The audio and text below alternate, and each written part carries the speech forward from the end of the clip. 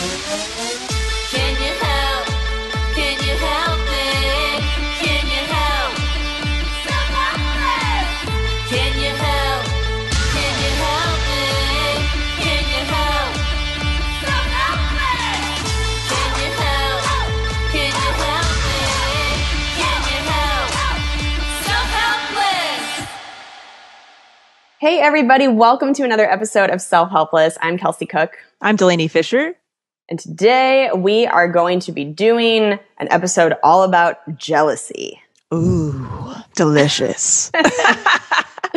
It was suggested by one of our helpsters, Aspen. So thank you so much for suggesting this. We're going to be talking about understanding jealousy, the positive and negative sides of jealousy, and our personal experience with jealousy. So before we get into it, just a couple quick announcements. I got some more tour dates coming up, guys. I will be headlining the Blue Room in Springfield, Missouri. That is August 5th through the 7th. I will also be headlining the Comedy Fort in Fort Collins, Colorado, August 20th through the 21st. I'm going to be at Skyline Comedy Club in Appleton, Wisconsin in September. So just lots and lots of stuff coming up. If you go to kelseycook.com, you can get your tickets there. You can also follow me on Instagram at Kelsey Cook Comedy, and there's a link in my bio. So that's what's going on with me. A couple pre-show announcements. Delaney, what's going on with you? Beautiful. If you are an independent service provider or a service-based business owner and you're looking to increase your revenue, you're looking to increase the value of your offer or your client or customer experience and looking to free up more of your time, you can head over to delaneyfisher.com for all the information about my one-to-one business coaching and other consulting services. All right. Should we get into the quotable of the episode before we talk about jealousy? I think we shall. This Helpster Archangel, is that somebody's name? That's fucking badass. That is badass. My gosh. This is cool. So it says, edit your life frequently and ruthlessly. It's your masterpiece after all. That's a Nathan W. Morris quote. I love this one. I don't know if we've heard this one on the podcast before or if I've seen this elsewhere, but I'm like, this one always resonates with me. I haven't heard it before, so I don't think we've done it on the pod. And that is such a great quote. So good. Sometimes you need a reminder that you are in charge of your own life. Yeah, absolutely. It's easy depending on somebody's work situation, if they have a boss, or if you're in a serious relationship or family situations, whatever. Sometimes certain personalities can get kind of small. Mm-hmm. And I think it's important to remember, like, this is your fucking life. So if you're not liking something, edit it out, bitch. Yes. Constantly reevaluate. Some people do this around the New Year's. Other people quarterly, weekly, whatever you gotta do. Yeah. Yes. Totally. So I'm sure we have talked about jealousy throughout the past 4 years of the pod, but had not done an actual dedicated episode to it yet. And I want to just hear a good old definition of jealousy. I would love to, Kelsey Cook. Thank you so much for asking. Oh, Delaney, with the weather, as always, throwing it over to me in sports. Okay.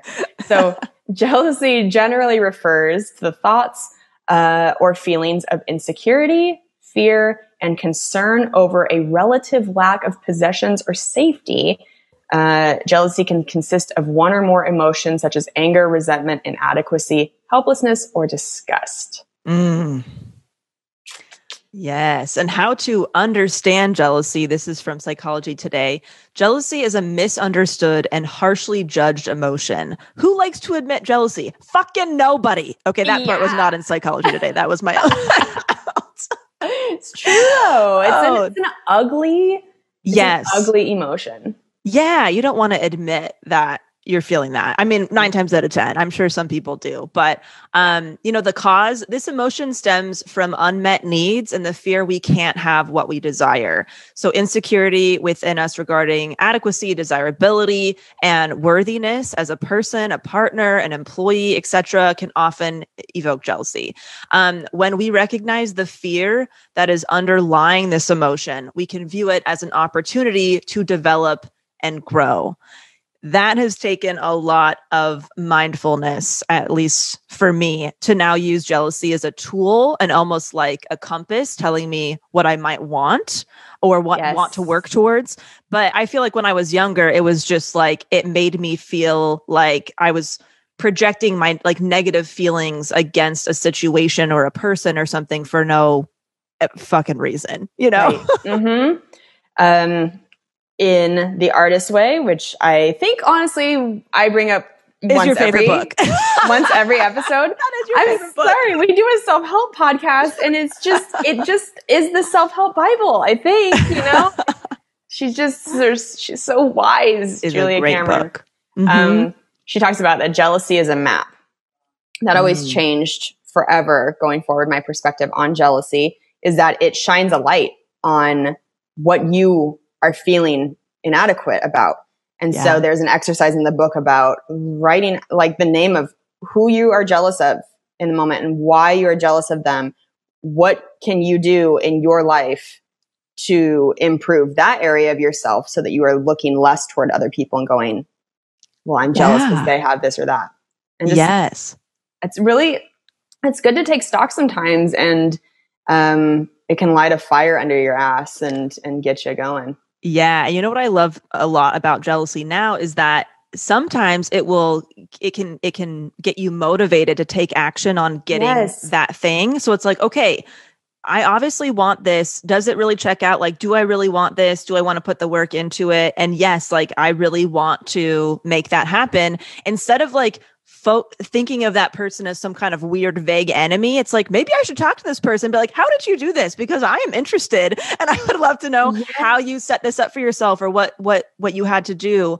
And another part of it, sometimes the jealousy, you go through that process and you're like, do I actually want what this person has? Do I want that day to day? Do I want to put the work in to get this thing that they have? And the answer is fucking no, I don't. Yes. And that can relieve the jealousy. Like, oh, I want the glory, but none of the day-to-day work for that thing. And sometimes it's like, no, I want the outcome and I want the day-to-day. And that's why I need to go for this thing. Yeah. You got to be honest with yourself. Yeah. I think jealousy used to be more debilitating for me, that rather than taking it and then putting it into action, I would just curl into a ball. I would feel so bitter. And there's a great, which Nicki Minaj song is it? This is going to bother me until I think of it. But the lyric in it is, jealousy is a disease, die slow. Oh, and that always, it gives me goosebumps. Yeah. I think if you don't learn how to use jealousy as a tool to motivate yourself into, being more of whatever you feel like you're lacking in your life. Yeah. It is a fucking disease then. And it will slowly erode your life. It will just, because I've been in those situations before where it can just constantly be zapping your energy. You just feel like you're living at 50% if you are always preoccupied with feeling jealous of somebody else. Right. And then the difference between jealousy and envy, I feel like I need to probably Google that, but envy is actually like wanting to be that person or in that person's shoes. I might need to look this up. Look it up because I'm curious too. I'm curious what the main difference is. When I'm curious too, just a personal question for you. When you heard that we were going to be talking about jealousy on the podcast for today's episode, did your mind first go to career jealousy, like professional jealousy, or relationship jealousy? Ooh, what a good question, Kels. Honestly, career every time. Me too. What about you? Okay, yeah. Me too. Mm-hmm. That's so interesting. But you know what's interesting? That's how I feel as an adult. When I kind of went back to like, well, how did I feel in high school or younger or whatever? It was always jealousy about relationships and appearance.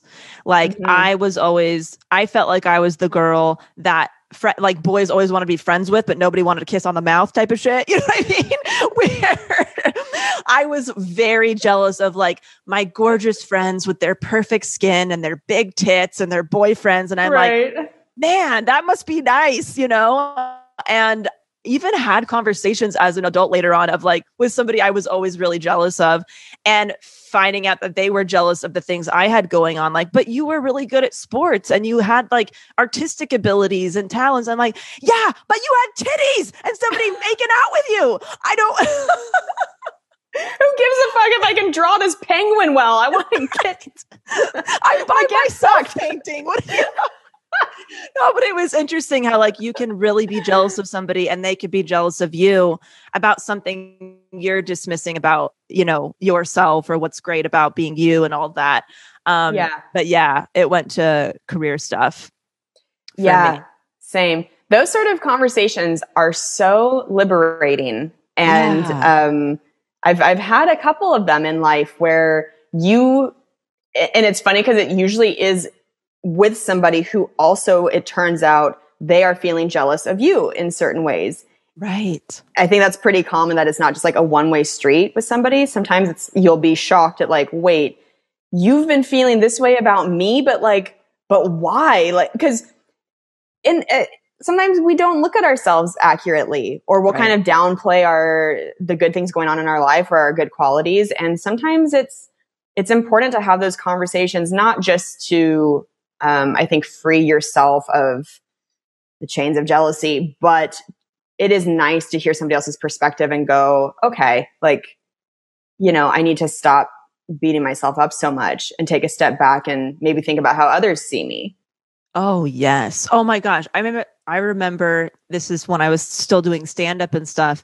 You know, looking at the couples coming into the show and knowing that they're probably having a nice dinner, a night out, and they're going home to their place together and thinking, God, that's what I want to be doing. And then being like, wow, it must be so cool to perform and be all over the place. I'm like, I'm unhappy. You know what I mean? Not really saying that, but really thinking like people coming in to watch a show that I'm on a lineup of, and like, I want to be at home, but I didn't really know that at that point. Like, I want that type of lifestyle. And it's just fascinating because you really don't know how people are feeling about their own situation or your situation until you have that kind of conversation.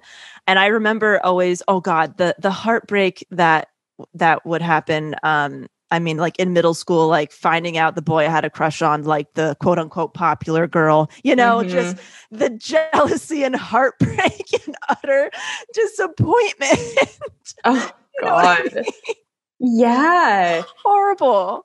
It's a lot of grass is always greener too. And we mentioned this during last year with that sort of early quarantine phase, especially, that people who were single were like, I'm so lonely. This is such a bummer to like be living alone right now. I wish I had somebody else here. And then if you were a couple in quarantine, you were hearing all these things of like, oh my God, I would fucking kill to have my own place right now and just like get some space, not be fighting with somebody. Like, yeah. You can't have everything. So you're just gonna have to pick what you feel is the most important to you. Yeah. And just, I found the whole envy jealousy thing. If you're interested. Okay, please tell me.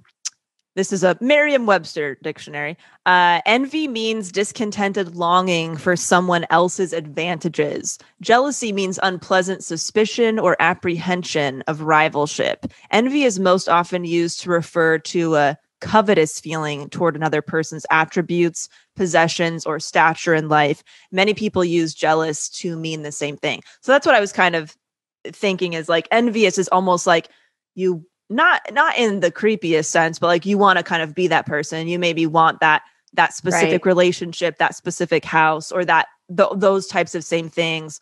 Where I think jealousy, at least for me, of how I've thought about it, is you kind of want something similar to what that person has, but you still kind of like want to be you with everything else. That's your you-ness, right? That makes sense. That's how I'm explaining it to myself. I could be totally wrong, but yeah. Now, have you been the jealous type in romantic relationships usually?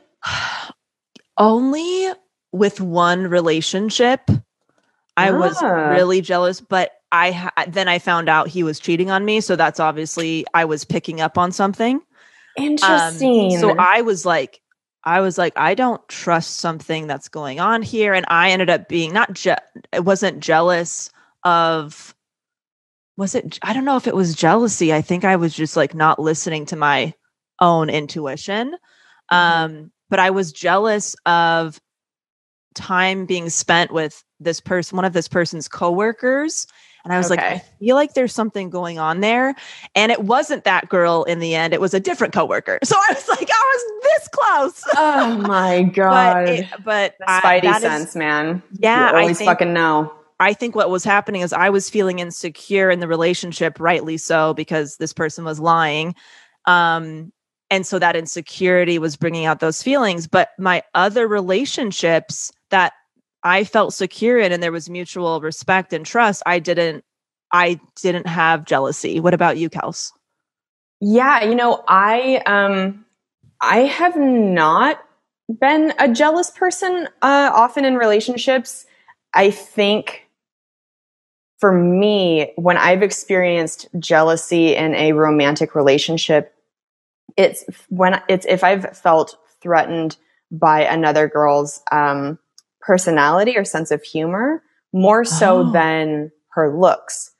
And I feel like a lot of, I'm very much overgeneralizing here, but there's been I think a lot of times you see out in public a feeling of like, oh, that girl's hot. I want to keep my boyfriend away from her, whatever. Right. And that, maybe it's because like I also will look at certain women and be like, oh, she's fucking hot. Right. I'm very like open-minded of like, oh wow, what an attractive, beautiful person. Right. To me, there's so many attractive, beautiful people on the planet that it's crazy to me to think that me or my partner wouldn't continue to find other people attractive. Right. Yeah. And be able to like talk pretty openly about like, oh yeah, that person's really attractive. For me, what's a little more special is if somebody is physically attractive and could like make my partner laugh. Or, you know what I mean? Like have a very intelligent, deep conversation. That's when I could start to feel more like, oh, I don't like that. Fuck off! I don't like that. That's starting to make me a little nervous. Because that to me just feels more, that's more, I mean, probably because I'm a comedian. Me being able to make my partner laugh is an extra special connection for me because it's my job and it's my passion. It's the thing I love so much. Right. So if somebody else can make my partner laugh and be attractive, that's the one time where I can like feel in my body a feeling of like, oh, I'm like a little jelly. Yeah, that's so interesting. You know what? I've realized actually in some of my relationships, me not getting jealous has actually been a problem for that person. Like me not responding with like, don't hang out with that person, or, you need to spend more time with me at this party and not talk to that group. It's almost like they felt like I didn't care or something, or didn't like them as much as they liked me. And I'm like, I just trust that you're not going to be a piece of shit. I don't know what to say here. I just don't feel like I need to say those things because there's mutual trust here. So I'm okay if you go talk to a group of your girlfriends. I'm not going to, you know what I mean? So it's actually caused almost tension when I haven't responded in a jealous manner. And then now, being with Cam for almost 5 years, it's like, oh, we're the same on that level. He's very much like, do your thing. And I'm like, do your thing. And like, if something were to happen, then that really sucks. And I guess we would have to deal with that, Right. Yeah. I think that's a really good way to look at it. Yeah. Just curious, because for me, I guess it's getting back to like career versus jealousy stuff in relationships, but jealousy for me has always been much more prevalent in terms of career than relationships. Right. And do you remember like a significant time, Kels, or even, whatever the most recent situation was where you felt it and like the process that you took to kind of either work through it or what it told you about what you might want to be doing differently or whatever it might have been? Yeah. I think for me, so social media is truly the hellscape of jealousy where you are just constantly being triggered and things put in front of you that make you have a conversation with yourself of like, is the way I'm reacting to this in my body because I'm actually holding myself back from doing the thing that this person's doing. You know what I mean? It's like, is that why I'm feeling jealous? So I think if I'm noticing people doing more like acting work, that's become a more recent thing for me in the past few years, is realizing how much I really love acting and wanting to do more of it. And that's why with COVID, when all of my comedy shows, the comedy clubs closed, I turned to making sketches in my apartment and just little short comedy videos, because it was like, all right, well, this is how I can do something right now. And I had such a fun fucking time doing it. And now that things are picking back up with stand-up and all that, I've thought of doing it less. But now when I see somebody doing a funny sketch online, I'm like, oh yeah, I want to make sure I keep doing that and keep pursuing it, because it's just a different vibe than stand-up. And I really love both of them. Oh, that's awesome. Yeah, that's good. Yeah. How about you? I think, because you're not on social media anymore. So I wonder how, if like there's less, if you feel less jealousy in your life in general. You know what? I feel like the most recent thing was in probably the last year or so, when I heard about somebody who had like, they didn't have to work very much and they had a nice home and all these things. And I was like, must be nice. You know what I mean? And then I'm like, wait a minute, this is jerk off motion, right? This is telling me something. Okay, maybe. I was always somebody who like didn't think I wanted that kind of lifestyle. And I'm starting to realize that I was so resistant to what I've been really wanting for a long time. And I'm like, I think I want to work less and have a bigger space. Like, I think that's what it's telling me. You know what I mean? And I made the changes to do those things. I kind of restructured some things in my business. And, started talking to Cam about like where we might want to live or move or something. So I just kind of got things into action, because it wasn't the first person I heard of who was kind of living a different lifestyle than they used to. That was more, they kind of went from like a little bit more grinding, working, having expensive overhead to not having that stress. And I'm like, oh shit, I just don't want a lot of this stress that I still have. And so we made, we talked about it, made steps to make those changes. But I remember that being a trigger moment for me.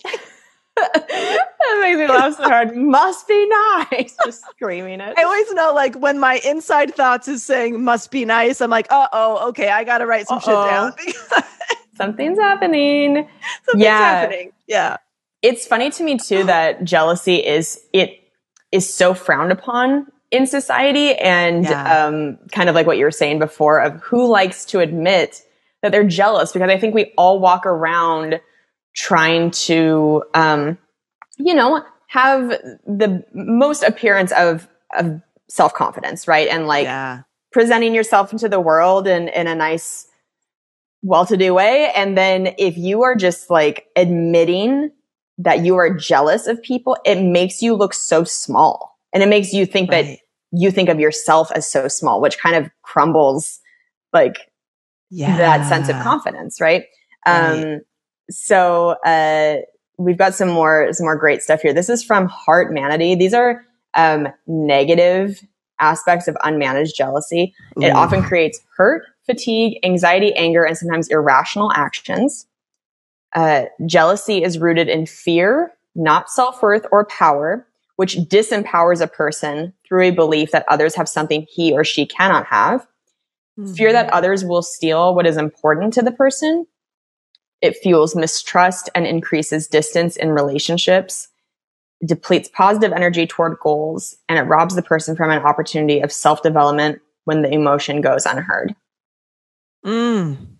I just realized, I feel like it would have been very easy, like just thinking about the beginning of Self-Helpless, I think it would have been very easy for us three to be all jealous of each other in some aspect, and almost for it to be an obstacle for us. And instead we band together and made this show happen. You know what I mean? So it's like, it's interesting how sometimes it's like, you might feel jealous about something, and then you decide to like make something with that person, or you partner up in some way, or you have a conversation and you're like, wait, we're more powerful together, you know, being connected and being, you know, in each other's lives and stuff like that. So I think that's, that just kind of popped in my mind. It could have been so easy.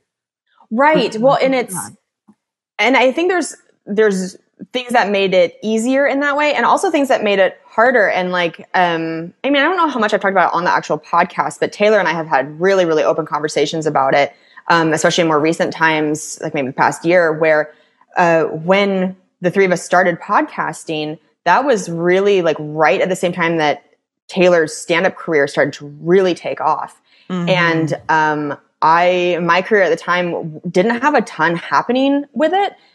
Some things I was doing it full time. So that was the ultimate dream for me, was I was able to support myself, but it didn't feel like super glamorous yet, I guess. And, Tay was just getting so many huge opportunities all at once. And I had a really hard time early on, because to me, this, and unfortunately stand-up kind of does this, it creates this illusion that like there's only one spot. I think especially amongst female comedians, it's like there is a push for diversity more now in stand-up, but still you look at a lot of lineups of live shows and you'll see one woman on it. Right. And sometimes none.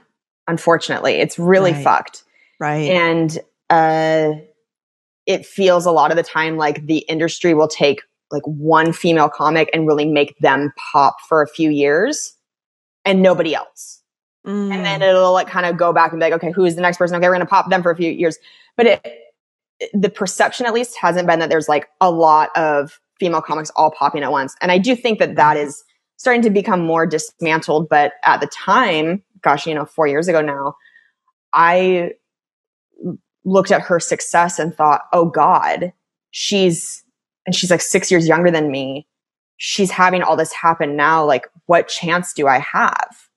Like how, if it's all happening for her, I'm going to get left in the dust. And I really, I had a really hard time. And that's where it's like, it can be so great. I was so grateful for the three of our connection and our friendship, but also I was so close to, her career because we were all best friends. So like I was hearing about all the great things all the time. I had no distance from it. It's not like we were just casual friends and I would maybe see like a cool thing happening through Instagram.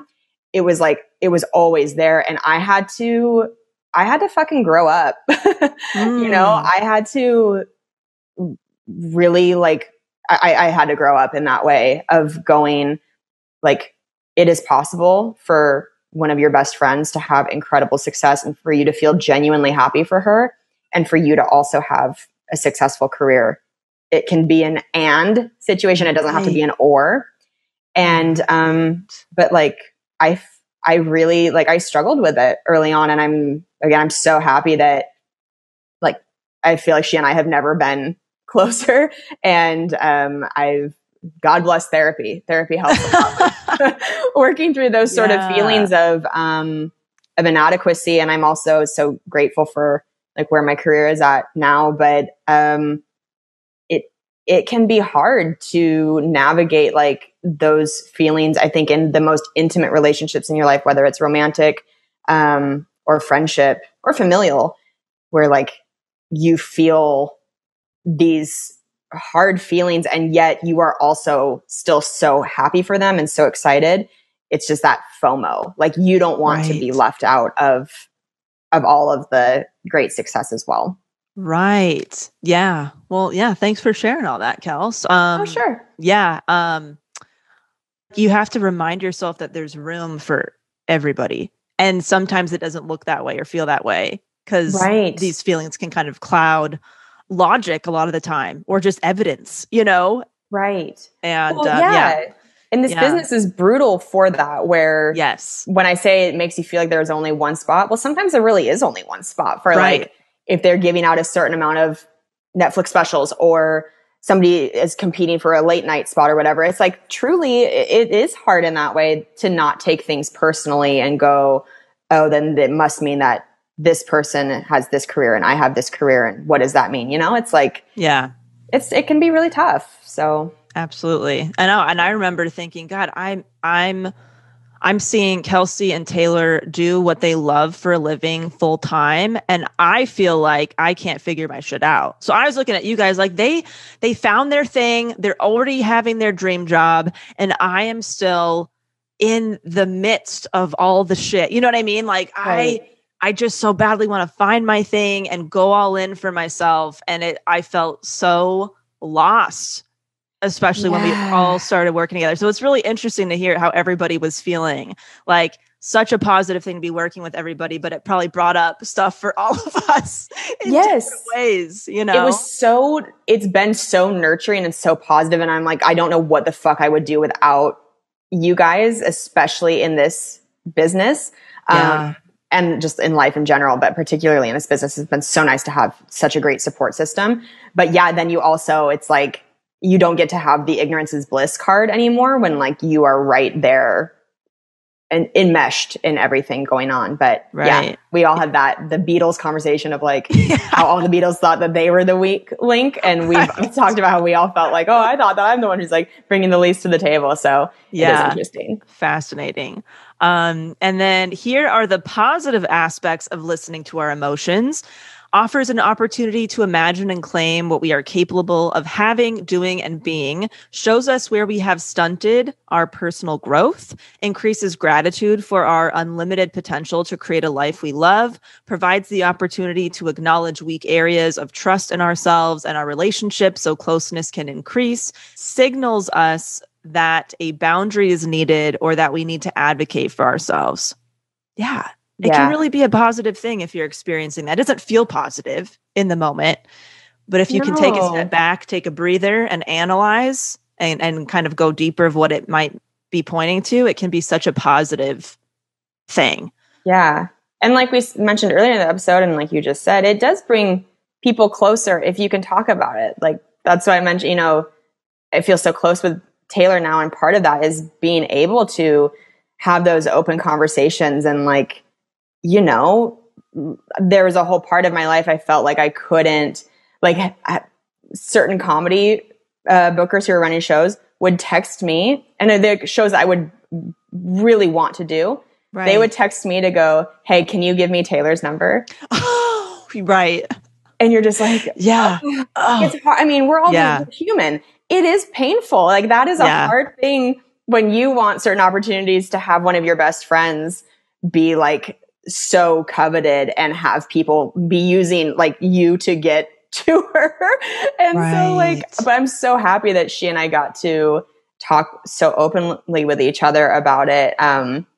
You know, and it really helped. Yeah. No, that's great. And I think I probably would have been experiencing a lot of that too. But at that point I was like, I knew that I didn't want to be in stand-up, but I'm sure it would have been a fucking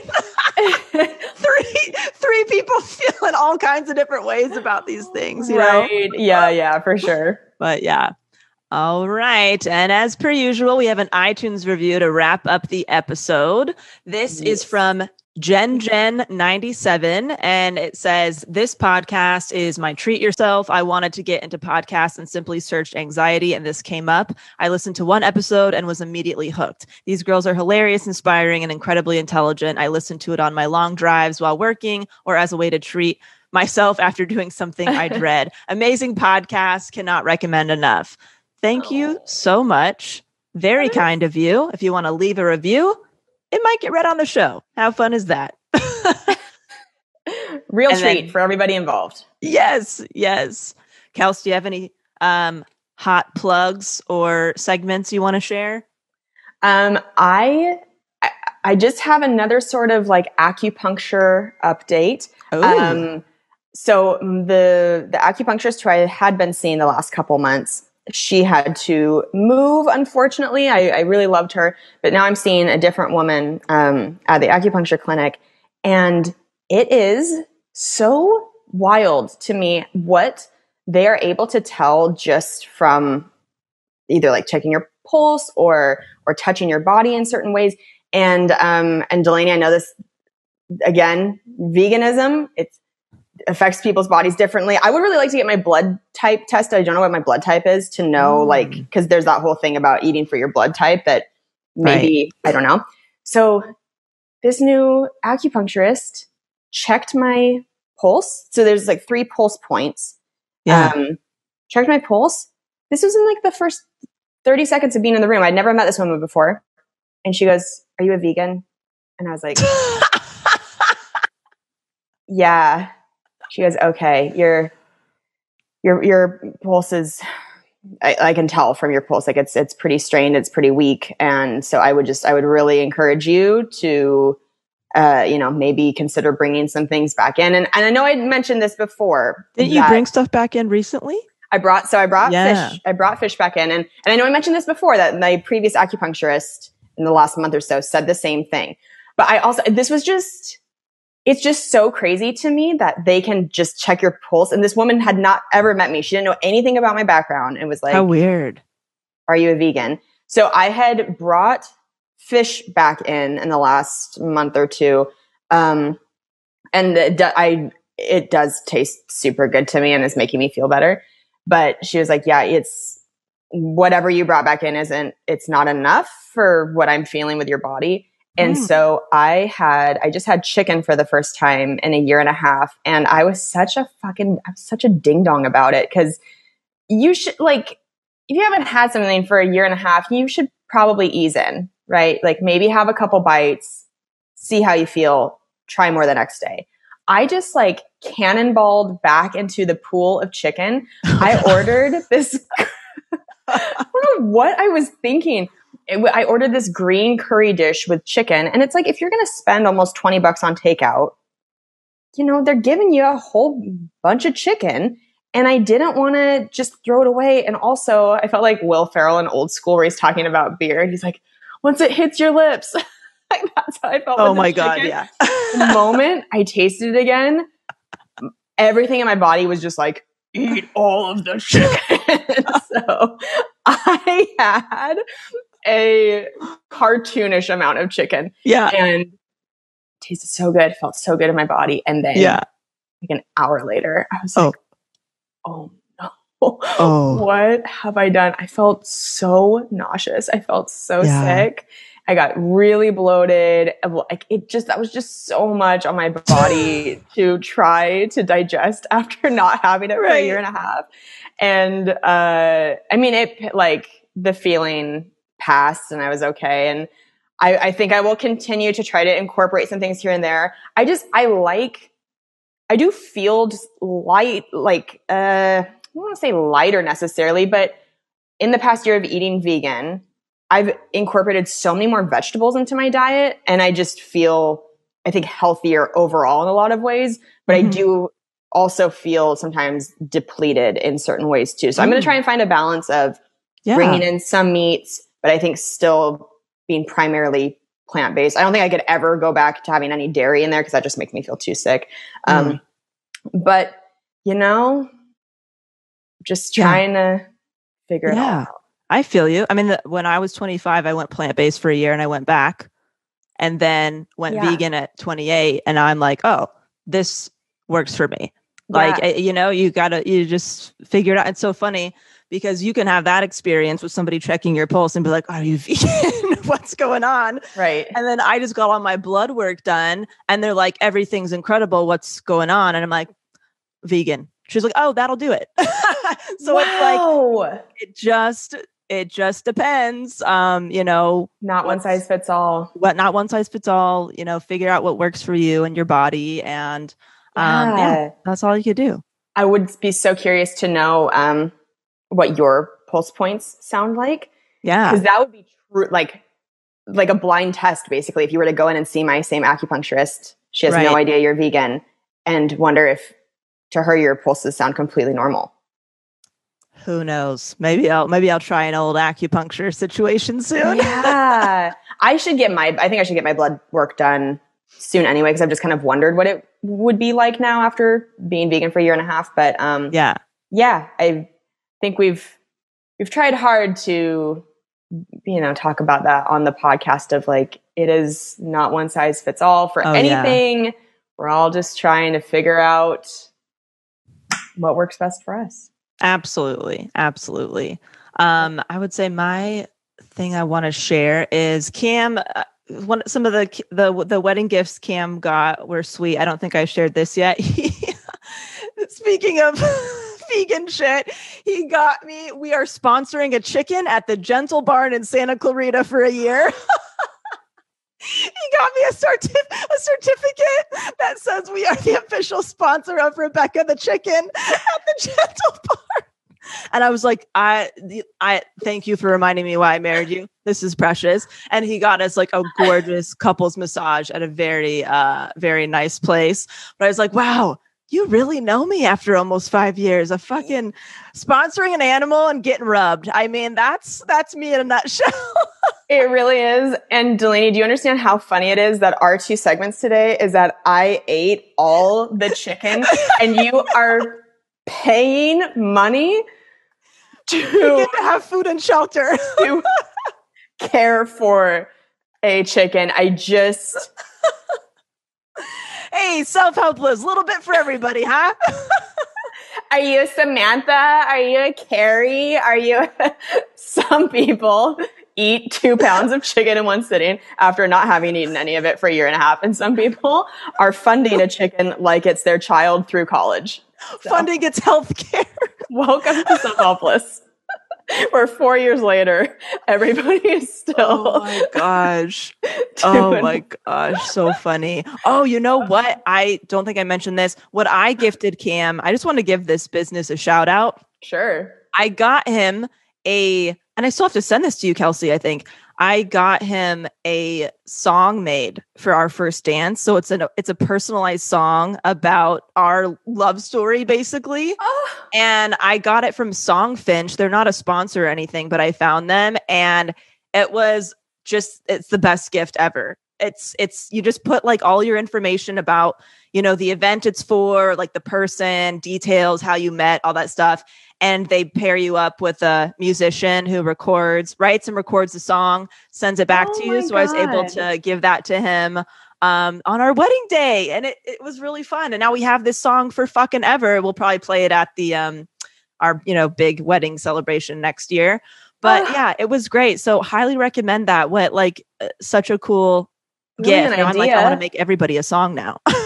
Yeah, brilliant idea. That's so great. Yeah. So there you go. There was the wedding gifts. I love that. Thank you for sharing that. Yes. All right. Well, as always, guys, make sure that you go to kelseycook.com. Got all those upcoming tour dates. I'm super excited to see you guys live. It's going to be a great time. We've got the August dates coming up. I'm in Springfield, Missouri at the Blue Room, which I believe is August 5th through the 7th. And then Fort Collins, the Comedy Fort, August 20th through the 22nd. Just go to kelseycook.com. Get those tickets. Appleton coming up soon too.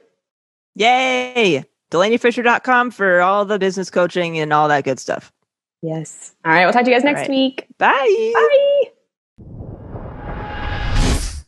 Thank you so much for listening to the Self-Helpless podcast. You can find our Patreon community, merch, and our individual work at selfhelplesspodcast.com. We'd be thrilled if you shared this episode with a friend, or feel free to post it on Instagram and tag at Self-Helpless Podcast so we can repost you and say thank you.